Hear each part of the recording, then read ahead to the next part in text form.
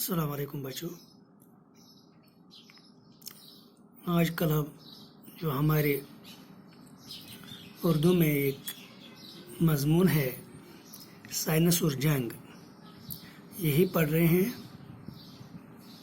تو آپ page number 100 نکالیے اور اس کا جو دوسرا پیرا ہے وہاں سے ہم سٹارٹ کریں گے. یہاں پہلی جنگ جہاں پہ ہے یہاں سے. تو چلیے آپ کتابیں نکالیے اور غور سے سنیے. پہلے جنگ کا دائرہ بہت محدود ہوتا تھا. اب دنیا کے مختلف ممالک کے فاصلے مٹ چکے ہیں. ایک ملک کی لڑائی کا اثر دنیا کے دوسرے ممالک پر بھی پڑتا ہے. اس لیے آج جب کوئی جنگ چھڑتی ہے تو اس کی آگ دو ممالک کے درمیان نہیں رہتی بلکہ دنیا کو اپنی لپیٹ میں لے لیتی ہے. اب جنگ کے مورچے صرف میدان میں نہیں بلکہ ہوا اور پانی میں بھی قائم ہوتے ہیں. پہلے جنگ کی تباہ کاریاں اور بربادی میدانی جنگ یا مخالف ممالک کی سرحدوں پر ہوتی تھی، لیکن سائنس کے بنائے ہوئے مہلک ہتھیار بے گناہ عوام کے گھروں، مسجدوں، مندروں، اسکولوں، اسپتالوں کو بھی اپنی لپیٹ میں لے لیتے ہیں. تلواروں اور نیزوں اور تیروں کی لڑائی میں بہت سی انسانی جانیں ختم ہوتی تھیں، لیکن بموں کی تباہی ان سے ہزاروں نہیں بلکہ لاکھوں گنا زیادہ ہے.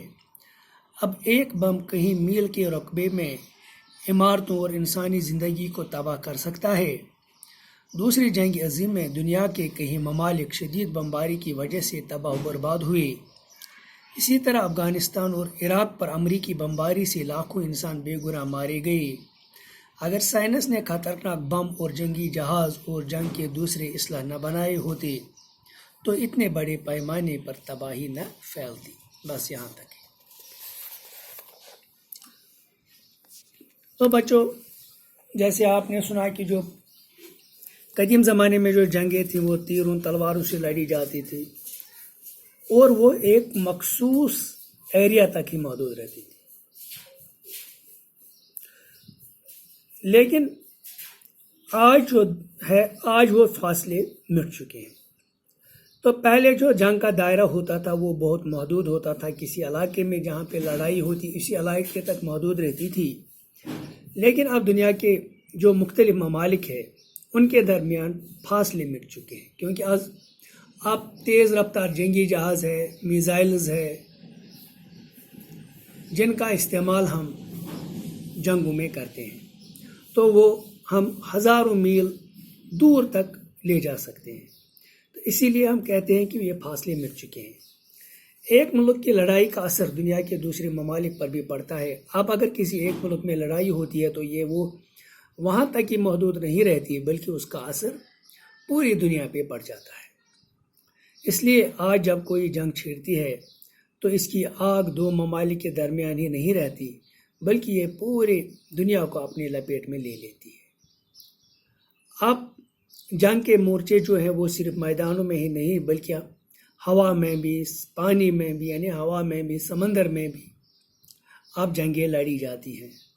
پہلے جنگ کی تباہ کاریاں اور بربادی میدانی جنگ یا مخالف ممالک کے سرحدوں پر ہوتی تھی. کہ اگر کسی دو ممالک کے درمیان لڑائی ہوتی تھی جو یا تو وہ کسی میدان جنگ میں لڑنے کے لیے آتے یا جو انہیں کی سرحدیں تھیں جہاں ان کی سرحدیں ملتی تھی تو ان علاقوں میں وہ لڑائیاں ہوتی تھیں.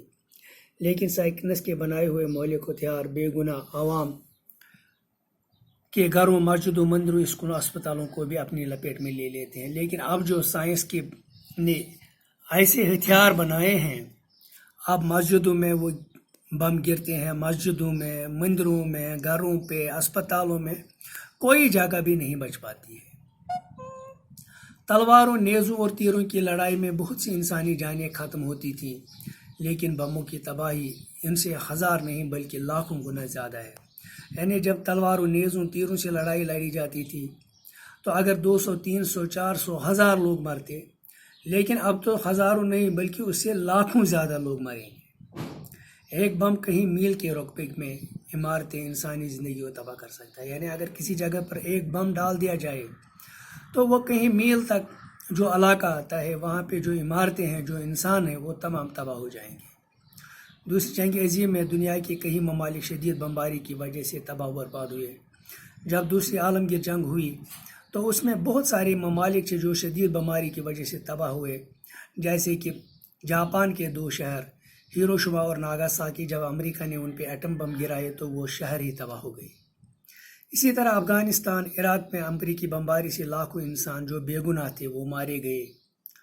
اگر سائنس نے یہ خطرناک بم اور یہ جنگی جہاز اور دوسرا جنگی سامان نہ بنایا ہوتا تو اتنے بڑے پیمانے پہ جو آج کل یہ تباہی ہو رہی ہے یہ تباہی نہیں پھیلتی. بس آج اتنا ہی، انشاءاللہ آگے کل پڑھیں گے. خدا حافظ.